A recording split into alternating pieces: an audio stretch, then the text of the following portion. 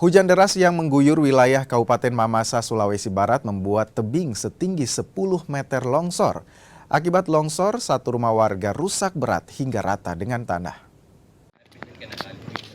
Rumah warga di Kelurahan Tawalian, Kabupaten Mamasa, Sulawesi Barat ini hancur. Tak hanya bangunan, barang berharga pemilik rumah juga tertimbun usai tebing setinggi 10 meter longsor. Seorang anak juga jadi korban dan sempat terjepit di antara puing bangunan.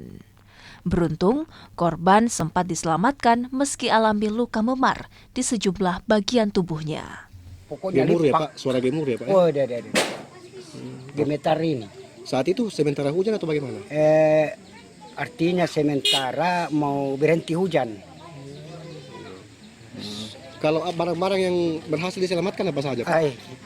Semua barang-barang di dapur, apalagi pakaian, habis. Kompor, gas, apa segala habis. Waktu kejadian Pak di dalam rumah gitu Pak? Saya tidak, anakku dua. Anak, ya. Itu yang anak itu.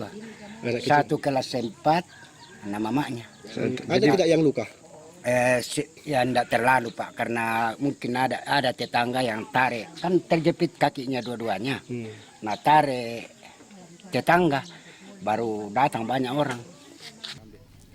Korban untuk sementara mengungsi ke rumah keluarga terdekat.